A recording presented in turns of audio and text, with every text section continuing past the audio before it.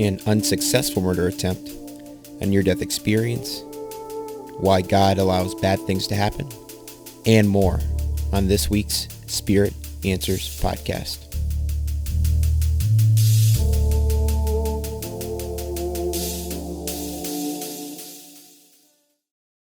So you've been declared dead 3 times on the operating table, and you've had a near-death experience. But before we get to that, can you kind of give us a glimpse as to what was going on that led up to the experience?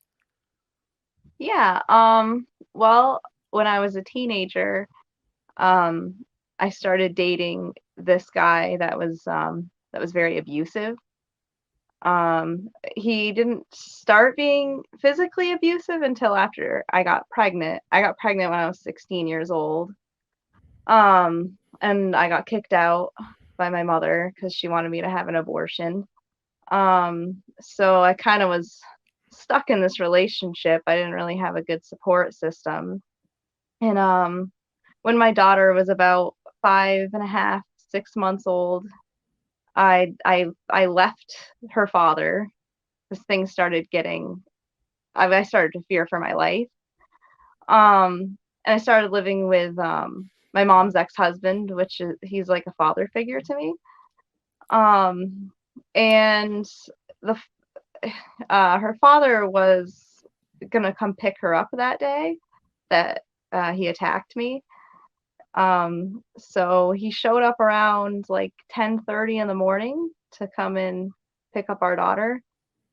And we started arguing after we got our daughter in the car with him. And I stormed off and I went inside the house and he followed me into the house and I tried to push the door shut and he pushed it open and I sat down in the chair in the living room and I said, I'm done. I don't want to talk anymore. It's over between us. And I look up and he's running back from the kitchen with a 6-inch boning knife. Wow, And yeah, and I that's looked crazy.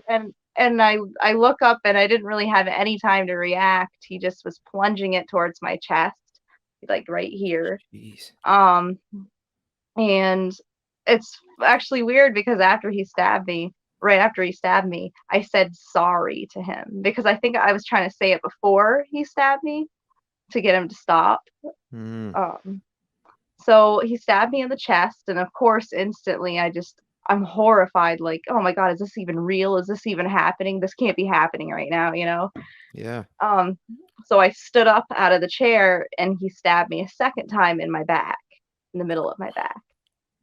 And he dropped the knife, and he ran out of the house, and he got in the car with our 8-month or 6-month-old daughter and drove off. So Jeez. I'm in, Crazy. yeah. Had there been anything up until that point that gave you any inclination that something like this could happen? Um, there definitely was a lot of abuse. He had threatened me with knives Mm, before, with razor blades before.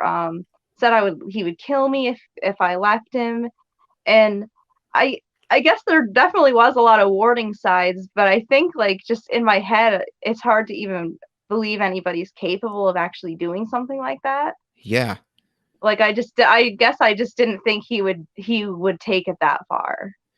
Yeah, no kidding. No kidding. It's one thing to say those things, but to actually go through with stabbing someone, I like you said, I can't even imagine like how you could possibly do something like that. And I'm Yeah, sure well, I'm I know he was partying at a cousin's house the night before, and I apparently he was high on cocaine at the time, mm, or coming down on either or, but so that may have contributed to it, but still, what how crazy. I just can't imagine. And I'm sure that besides the physical pain that you were going through, I'm sure that the emotional shock was incredibly overwhelming. yeah, I actually didn't feel physical pain when he Wow. stabbed me. It was all shock. Wow. I Jeez. guess it was more of a very uncomfortable, violating feeling, Huh. but there wasn't any physical pain until I woke up from my surgery. Wow. Yeah. Shock Huh. shock can be amazing like that. Yeah, yeah, no kidding. Maybe partly just the like a defense mechanism kicking in at that point. Um, Yeah. I think I was just I think the emotional thing part of it was just so strong that I couldn't feel any pain because that's all I could feel was just horror, yeah, like helplessness. and at this point, you were alone. And what happened next? Well, he dropped the knife. Yeah, and he ran out and drove off with our daughter. And my stepbrother, who was either 13 or 14 at the time, he was sleeping in his room, and he had the door locked. Uh, and I first thing I did was try to get his attention. So I knocked on I was pounding on his door, begging for him to come to the door, but I didn't have time to really wait, so I just kept going. I went into my dad's room and I put blankets over my chest Hmm. and I grabbed the house phone and I called 911 and I started to tell them what happened. And then I looked out the window and I saw the neighbor across the road was home. So I dropped the phone, and I guess the phone was found in the driveway after, so I must have dropped it in the driveway. And Mhm. I made it halfway across my neighbor's yard, and my stepbrother came out and he yelled, "Kristen!" And I instantly just dropped. Like my body just dropped Wow. because I think I just needed to find somebody and let them know what was going on. So as soon as you made it to that point, it was like, okay, that's all the energy I have, and you just kind of gave out. Yeah, yeah. I was just laying on the ground, and my stepbrother, my stepdad was working down the road at the sawmill, and he went and got him, and my uncle and a bunch of other people in my family were there. And my neighbor, she ended up coming out, and she called the police again, gave them more information, and they were pretty fast getting there. When you're going through all this at this point, is it still mostly just the shock that's overwhelming your mind? Is there any kind of like clear sense of direction in your mind in terms of what's going on? Like how's your mind operating now? I was still very terrified. Like I was just so scared. And it was as if like I didn't think I was gonna die. Like I knew I was going to die. Wow. I felt like I didn't have any hope that I was going to survive Wow. because the knife actually came 1 centimeter from my heart and That's it went that's all the way through my crazy. liver and it punctured my lung. Jeez. So this in and of itself that you're here, speaking is a miracle. I mean, an absolute miracle that you're alive. Yeah, yeah. Even the doctors at the hospital said like they didn't think I was gonna make it. They told my family that it was like a 50-50 that I was gonna come out of it. Wow. So you're lying there, and the next thing that happens, as you shared in your testimony video, is kind of where it starts to get a little bit into the spiritual. Is that right? Yeah, yeah, yeah. There's a point where I could barely breathe and I just kind of like all of a sudden I just felt very relaxed. Like I Mhm. was looking up at the blue sky and I just felt kind of like I was like leaving my body. I was leaving my pain and my fear and everything. When you were leaving your body, did you feel like you had any control over that, or was it just kind of happening naturally? It was happening naturally. Uh, and Until everybody was yelling, stay with us, and they were all shouting at me. And then the police officer was actually standing over me and asking me who did this to me. And I was able to give them his name, his phone number, and then he mentioned my daughter, and then I kind of really started to fight at that point. I started to fight like that peaceful feeling. Like I just wanted to close my eyes and I wanted to go to sleep. so this is all kind of happening at once then. So you're leaving, you're kind of like leaving your body, but at the same time like you're feeling like pain and shock, and you're also having this kind of peaceful, blissful feeling because you're dying. Yeah. W- It's w- like it was like both sides were like pulling me. yeah, that's incredible. And at the end you also somehow mustered the energy then to speak and provide information? Yeah, I don't know. I don't even know how. Jeez. But Yeah. yeah, Wow. Oh, I think I was really concerned for my daughter. yeah. So that kind of because it sounds like you were ready to give into that peace and that bliss, but there was there was a person here that you knew it was worth coming back for, it sounds like. Yeah, yeah. And I didn't really feel like it was my time, you know? Mhm. Mhm. And Yeah. I didn't want to leave my daughter alone. So at this point then is this when you black out or what happened next? No, it took a while till then. Uh-huh. So I actually was praying and I was an atheist at the time. At least I thought I was an atheist. I think I was very angry with God because of my abusive childhood that I had had. Mhm. So I kind of yeah, for a while. I mean, before this happened, I would even be cursing God. I would tell him to strike me down. Wow. I had a lot of depression, suicidal thoughts, um, and yeah, I was very angry with God. But when this happened, I just remember saying, "Don't let me die, don't let me die, don't let me die." And I know I wasn't talking to myself, Mhm. Mhm. saying that, but yeah, I I really just I wanted this to just be over. It was so horrifying, and so yeah, I started fighting that feeling because I felt like I had pretty much almost left my body completely. Mhm. Um, but everybody was yelling at me to keep fighting, and they cut my clothes off, and they put an oxygen thing over me, over my face. Mhm. They put me on a stretcher, and they put me into the ambulance, and they drove me to the highway, which they had blocked off for a helicopter. And I remember hearing the helicopter, and that was the last thing and the guy in the ambulance told me, he's like, when you wake up, this will all be over. And then and that was when I went into darkness for a while. Whoa. So you go into darkness, and do you have any concept of time between kind of when you go into darkness and blackout and when you have the next experience?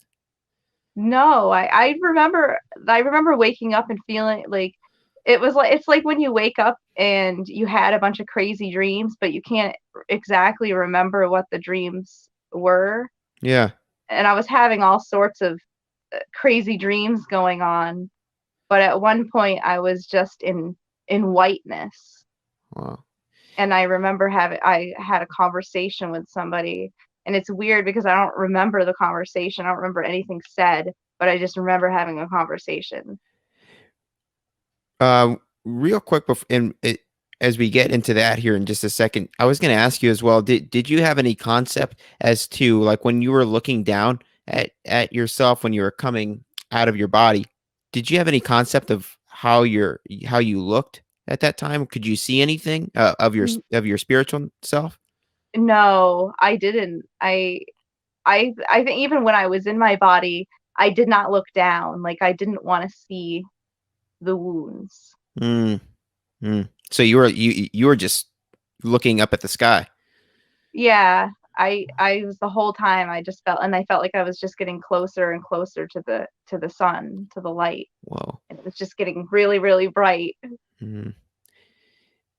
Okay, and then so you that happens, you come back into your body as you start to think about your daughter, and you have this conversation with, was it a paramedic that Yeah. told you that?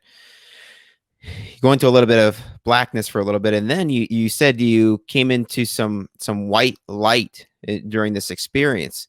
Was Mhm. there do you remember, was there also any other like feeling that came with that, or was it mostly just you could just this white light that enveloped your vision?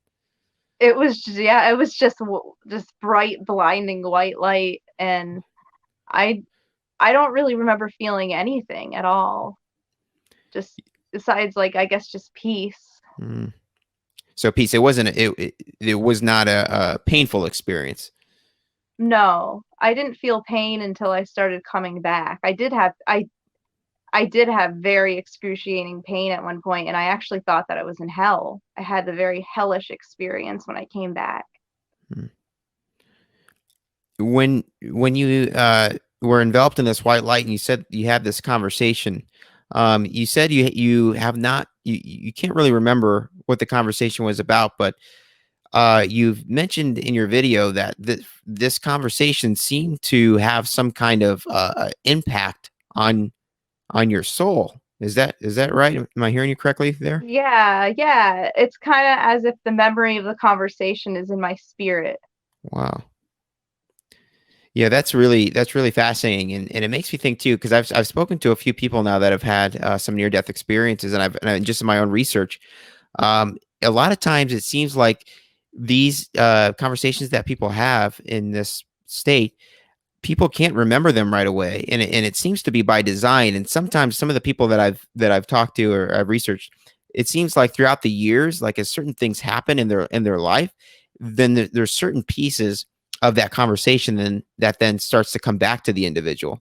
And so I'm wondering if maybe that was by design on God's part in this particular instance, in terms of what you were able to remember, and at this point, and maybe how much of that is continued to be veiled until maybe the right time. But it sounds like even if you don't remember the content, what you had, what you experienced was enough to change your outlook on. It seems like your whole worldview. Yeah, and actually, so I don't even really remember some of that until years later.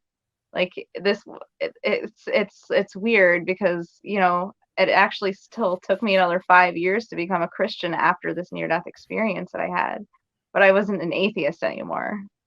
I knew there was a God at that point, but I didn't really put much thought into God for even 5 years after that happened. I feel like I was kind of in shock for a long time. Yeah, understandably so. You then, so you said that you have this conversation. There's no concept of time.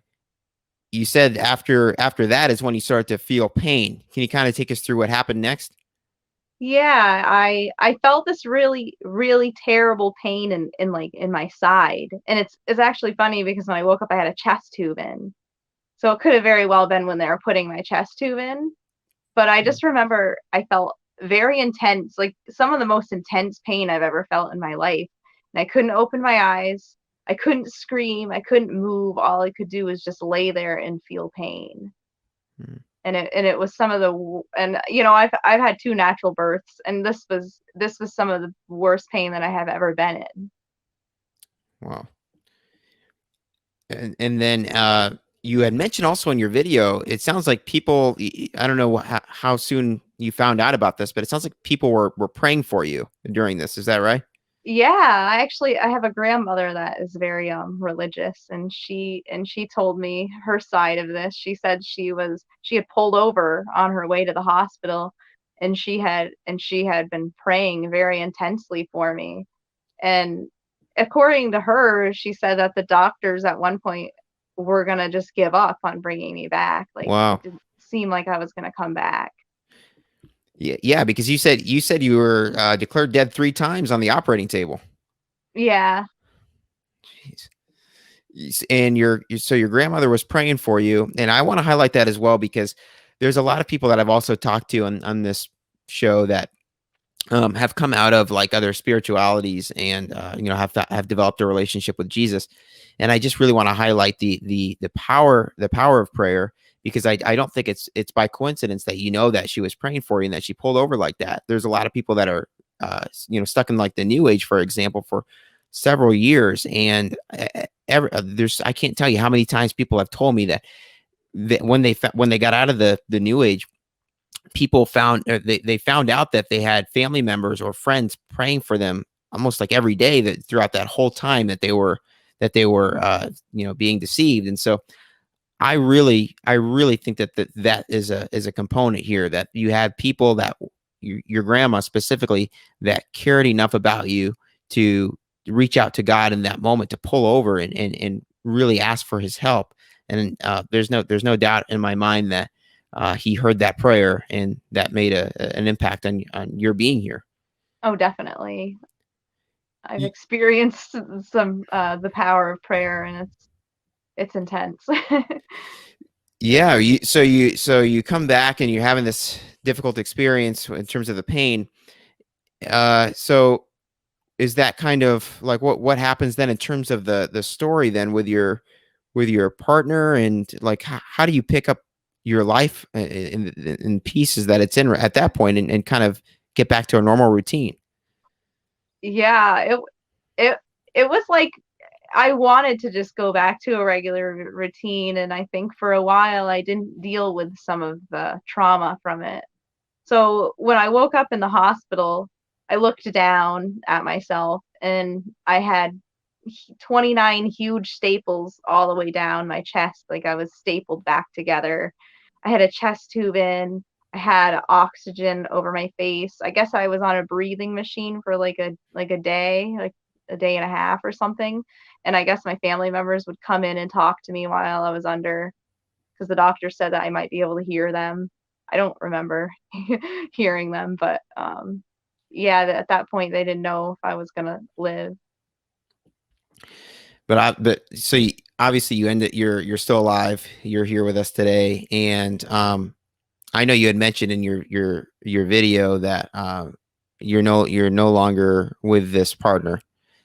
Yeah, Um, he went to jail after this. He got 10 years in jail, and he wow, actually got released in 2017, and he just went back last year for more domestic abuse. that's awful. I mean, I can't. I just can't fathom how someone could do this to somebody once, let alone twice, and just that And he had actually, that opportunity to do it. the crazy thing is, right before he went back to jail, I had to go to court because he was trying to fight for visitation of our daughter, and I actually had to go to these court hearings. Wow, And I I can't. thought that was very unfair, you know. I Yeah, felt like, hey, I should never have to see this person again. no kidding, no kidding. How so? You also, I know that the impact of this experience, as we're going to kind of get unpack a little bit more here, has really changed your spiritual outlook. You had mentioned before that it didn't quite help you to understand Christianity right away. It took you a few times to develop that relationship with Jesus. How then did you go from this experience and in those 5 years to cultivating that relationship? What was that journey like? Um, well, for a couple of years I just I numbed out a lot. I smoked a lot of weed. More than just for medicinal purposes. For a while I used it medicinally because it helped me not to have nightmares. Because for a long time I had nightmares of being stabbed repeatedly or him standing over my bed. I had terrible night terrors for a while, very jumpy, very hyper vigilant, not really being able to eat much. Um, so in, let's see, 2010, um, I got into a relationship with an emotionally abusive guy, and I moved in with him, and he actually grew up as a Jehovah's Witness. And the witnesses sometimes would come to his house, so they met me and they gave me a Bible, and they started to do Bible studies with me. And so And that was. Oh, go ahead. I didn't really, and at the time I didn't so much have an interest, but I was I was just kind of polite, and I don't like to say no to people, you know, and so I was just like, "Oh yeah," and they seemed really nice. So, but I actually really when I read Matthew, Mark, Luke, and John, that's when I really got into Christianity. Because even as a child, I had an interest in Christianity because my grandmother was a Christian and she gave me a children's Bible when I was a kid, and I was very interested in the Bible for a while, and that kind of resparked. But of course, as a kid, I didn't really know anything about the Bible, and I just started in Genesis and started reading forward, and Yeah. I got kind of lost with all the genealogies and, you know, being a child, like what? Yeah. Yeah, I think many people can relate to that. There's a lot of genealogies, a lot of laws and regulations that are really hard to read, even for adults, let alone I could just imagine as a child. Uh, when you're looking at this experience, I know that there are people that out there that think that there's no way that this could have happened. It must have been just, neurological, those types of comments and skeptics out there. I When I look at your story, I really think that again that this experience that you had played a role in the change in your spiritual life and in who you are, and really a heart change. I wonder, is that like, how do you respond then to people that say that? Do you bring up some of the things that I think about in terms of the changes that have happened to your soul and who you are, and what might you say to somebody who says that this has to all be neurological? Um, well, I say to me like the results kind of speak for themselves, like I know that since I became um a Christian and since God reached out to me, my life has changed for the better. Like who I am has changed. Um, I have hope. uh, I have more I have more empathy than I ever had. I was always a very sensitive child, but I grew kind of cold in my teen years. And I noticed that after this happened, I feel like sometimes just being in the same room as somebody who's feeling a certain way, like I can start to feel what they're feeling very intensely. Hmm. If I'm around somebody crying, I'll start crying too. So if I hear somebody laughing, it makes me laugh. I can kind of almost just feel people's emotions. Wow. And do you think that that is partly just due to cultivating a relationship with God, or do you think it's partly due to the near death experience, or a combination? I think it's a combination, Uh, but definitely after I came to Jesus, it became more strong.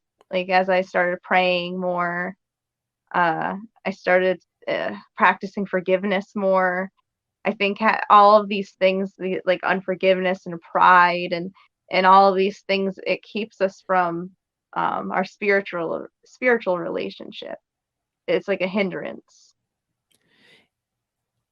were these revelations to you? Did they all, like, you? Because again, you said it took you 5 years to go from this experience to becoming a Christian. How did these revelations come to you in that period? Was it just the as you were reading the Bible this happened? Um, so just really, like, what was that process like in terms of how you finally decided that Christianity and Jesus was the way to go? Yeah, when I started reading the Bible, I definitely when I would read things, it would just like resonate with me so strong. I would just be like, wow, like I just felt it to be the truth. Hmm. There was Like it something in your all spirit. made a lot of sense. Sometimes there'll be certain scriptures in the Bible that'll just grab you and be like, wow, this was written just for me. Yeah, I can Like totally it relate to speaks that. to you directly. You've also said before that God allows difficult things to happen to us so that we can find Him. Can you kind of explain what that means to you? Um, yeah, I felt like at the time I truly needed to be humbled. When I left that abusive relationship before I actually had broken up with him before he stabbed me. And I had immediately gotten to another relationship and I was sleeping with somebody else and it caused him to get very jealous and that was how this actually came about. But I just I just wanted to do everything by my like I wanted to live for my own pleasures, after I left that abusive relationship. I felt very free and I felt like I can do whatever I want and I don't need anybody and I had that very prideful outlook on life that I didn't need anybody and I can do everything in my own power. And I appreciate that too, because it really reminds me also of one of your other videos, which I really like, which is where you're talking about how God turns disadvantages into advantages. Can you kind of also explain, like, how does that particular statement resonate with you and some of the your experiences that you maybe haven't even talked about in terms of maybe like some of the other relationships that you've been in? How has God been able to use those difficulties to your advantage and ultimately his glorification? Well, when I had to leave that emotionally abusive relationship, I didn't have money. I didn't have a car. I was staying in a tiny bedroom at my stepfather's house. I had nothing, and I had to rely. I didn't have my own savings to rely on. I didn't have my own car to rely on. I had to rely on God. I had to pray more than ever because I was in such a low place that I didn't have everything under control, and it humbled me, like, wow, I need God. And not only do I need God, but I had to ask my friends for rides to work. I had to ask family to let me stay with them, and I never liked asking people for help because I never really wanted to be a burden on anybody. And I think God also not only taught me how to be like humble, but also to value myself enough to ask for help when I need it. Yeah, I love that because it shows that we can't do it all on our own.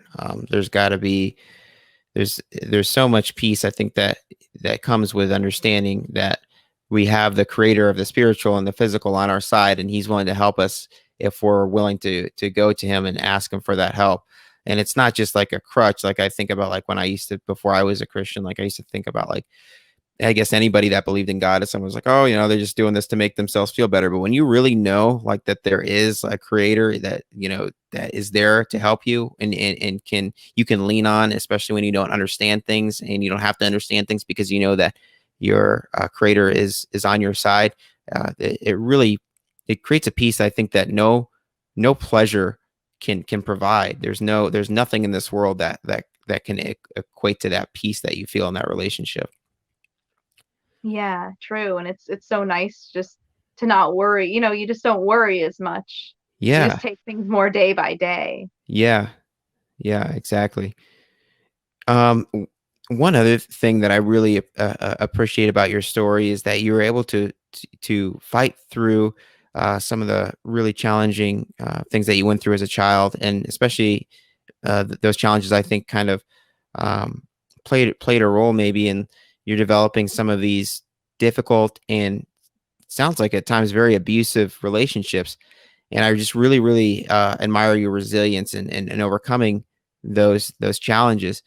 I wonder if somebody is listening right now who may find themselves in a similar situation as you in terms of an abusive relationship, what would you tell them to kind of fight through the quote positives of the relationship, so to speak, and do what is ultimately best for themselves, and I think also what God would want for them to do, which is to seek help and get out of the relationship for their own well-being. How would you what would you say to someone like that? I guess to just deny yourself what you want, like even though you really want to stay with them, you have to deny yourself and fight that. It's almost like I always explain it like an abusive relationships and a lot like a drug addiction in a way.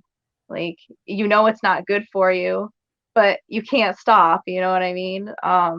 And it's almost like withdrawing and detox. You have to detox from that toxic person.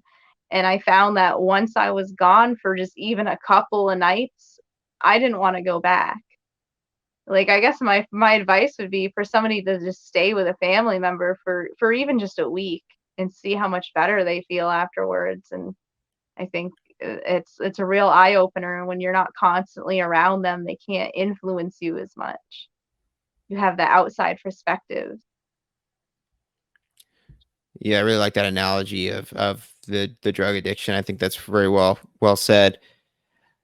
If you were to take away the biggest change for you and who you are as a person and your outlook on life since you've had this experience, and not only since you've had the experience but also since you developed this relationship with God, what would you say your biggest change in who you are and your outlook on life is? I would say that I'm just a lot less of a depressed person. I almost used to be addicted to my own depression, if that makes sense. I would just listen to sad music and sometimes just feel sorry for myself, and I got kind of addicted to that for a while. And once I found God, I like the scriptures where it talks about, to like to to show your joy and make it known that it's because of God that you're full of this joy. And it's like it's weird how it's like you can make yourself be happy just by your perspective on things. You can choose to be happy or choose to be sad. I mean, of course, there's some things, bad things that can happen in life that are going to make you sad no matter what. But just day to day, you can wake up and you can decide, am I going to be a miserable grump today? Because, I definitely have days like that. Or am I going to be just grateful and happy for everything that I have? Yeah, I like that because it makes me think about too how the Bible talks about how how we need to take our thoughts captive, and it really does. It really a lot of it is in our control, and if you're able to take your thoughts captive and compare it to the truth, as is found in the Word of God, and also just again, kind of like we were talking about before, just remember that as long as we continue to pursue like what's good and true, that God will ultimately work out our situations for our good. I think that it's very hard to stay depressed if you're able to do those things on a pretty consistent basis. And I do, and I also appreciate what you said as well before. I think it's very easy to become addicted to maybe like depression, and I even think about like drama sometimes. Like I think about like sometimes, especially like before I became a Christian, I think about how I felt weird when something wasn't going wrong in my life. Like I almost like feel like I was looking for the wrong things, and that just felt normal to me. And I think that's a part of it too, is that you can become comfortable with things that aren't good for you, and thought patterns that aren't good for you. And it's painful to break away from those things sometimes. But um, like many things in life, I think that something that like this, which can be very uncomfortable at first to change, I think eventually will lead to a lot of good and not just for ourselves, but for the people I think in our lives, if we can push past some of that pain. Yeah, it's very easy to get stuck in that victim mentality. Yeah, yeah, it really is. And unfortunately, I just think that that's something that I think a lot of society right now is continues to push, and I think that it's okay to acknowledge. We obviously, like you said, we have emotions, but um, I think that it can become detrimental to us if we allow those emotions sometimes to really take a hold of our whole life. Yeah, and I also feel like we live in the first world where we're very comfortable a lot of the time, so it's easy to become ungrateful with what we have. Yeah, you're 100% right. I think that we unfortunately we take a lot of what we have for granted. And if you were to leave our viewers with and our listeners with one final message, what do you think that that would be? um God is real. God is real, and when you accept Jesus in your heart and you decide you want to do God's will instead of your will, your life becomes a lot better, I guess. You become happier, and you make better choices too. I feel like because when you think of God like a father that you respect, you don't want to do anything to disappoint him. And I feel like if I would have had that Christian outlook earlier in life, I wouldn't have been in these situations that I was in. Yeah, very well said. And I think that sometimes we it's really the answers that are maybe a little bit more simple like that are what we really need. It really just comes down to there's a peace that is offered to us if we choose to accept it in this relationship. And I think sometimes we can really overthink things and think that we need to do all these different things in our life in order to find that peace and that truth. And it's really I've joked around with other people that the peace was always there. Like when I would go into hotel rooms, like a lot of times there's a Bible in a hotel room, and the Bible was always right there. I just never took the time to stop and pick it up. And so I really appreciate what you had to say right there because um, I think it's beautifully and simply put. So I want to give people an opportunity to see the original. testimony video, and also you have a few other videos at your YouTube channel. And if you just type in on YouTube Kristen Flower Child, you'll be able to find Kristen's original NDE video that we referenced today. And as I understand, you're starting to put out a few more videos. Is that right? Yeah. I want to keep making more. I'm actually getting married in 10 days. Oh, well, And congratulations. thank you. I'm going to do a video about that too, because that's a very interesting story, how that relationship came about. So, Oh, I'm excited to hear that. That's amazing. yeah, Um, I've been able to change some lives, through my belief in God. I've been able to turn a couple of people into believers. that's absolutely incredible, and I have no doubt that as people continue to watch your video, that you'll continue to see the fruits of that. It's a very powerful. The NDE video is very powerful, and the other videos that you have on there are incredibly powerful as well. But I think your channel kind of reminds me of what we're doing here, which is I try to have the supernatural, these miracles kind of point us to like the truth as is found in the Word of God. And I think that your channel does a great job of that. Thank you. I Yeah, actually, it's funny because I don't even really prepare for these videos. Sometimes I'm like, oh, I just feel like I gotta make a video, and I pray that I'll say the right thing, and then I just wing it, yeah, And, yeah, like in the first try, I just put it out there. yeah. Again, I think sometimes we overcomplicate things, and I think that if we rely on God, it can be a lot more simple than maybe if we were just relying on ourselves or on our own mind, just kind of listening to that little nudging that He gives us. I think that can be really powerful. Yeah. Oh, definitely. Just honesty and speaking from the heart. Yeah, yeah, definitely. Well, Kristen, I cannot thank you enough for taking the time to join us and for sharing your incredible story with us and your insights. And I'm just, again, so thankful for you and everything that you've been able to overcome. And I'm really excited to see where you continue to go in your YouTube channel and in life. And just cannot thank you enough for your time today. Well, thank you for having me. I Yeah, appreciate the opportunity. of course.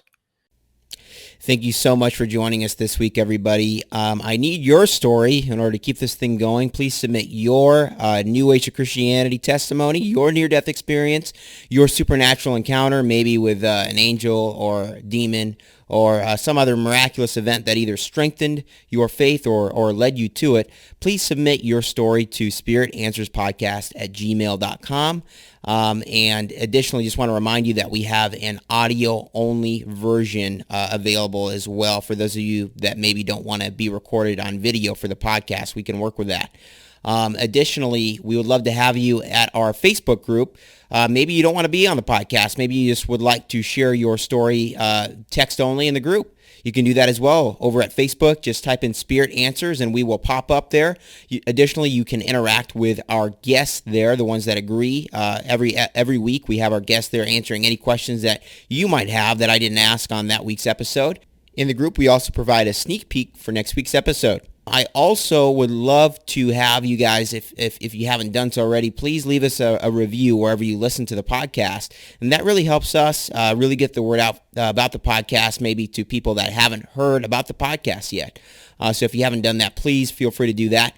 I also just wanted to highlight one thing that Kristen mentioned, which is the idea of God turning your disadvantages into advantages. And I would just really ask you this week to really be aware of maybe something that hasn't gone maybe the way that you were hoping that it could have gone, and really just be open to how that circumstance or those circumstances might be able to bear more fruit down the road for yourself and for other people and for God ultimately.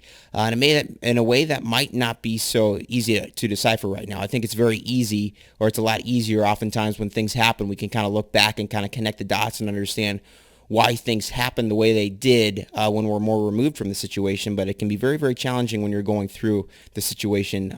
So I would just ask you to really think about that this week. Maybe there's something else going on this week that you can maybe just kind of adjust the way that you're thinking about it. And by doing that, hopefully open yourself up to more peace. I also would love to just ask anybody if there is someone who you think might benefit from this podcast. You think that this person is on a search for truth, is on a spiritual quest, is just looking for answers. If you could please share this with them, I think that would be really helpful for them and for us, again, just to continue to get the word out. And maybe that person is you. Maybe this is the first time that you've really thought about some of these things, these spiritual questions and this idea of truth. And if that is you, I would just like to ask you to do something simple. I would like to ask you to ask God to reveal himself to you by prayer. And just, don't give up. I would ask that you do this for, a period of time and really just be open to see how, what the results are. I really think that you'll be surprised with what happens. I think that he will reveal himself to you. And I just ask that you would do this because he loves you. And I know he wants nothing more than to have you and to have him in your life. So that's it for this week, everybody. Really, really appreciate you tuning in. We will see you all next week on Spirit Answers Podcast. Have a great week. Bye.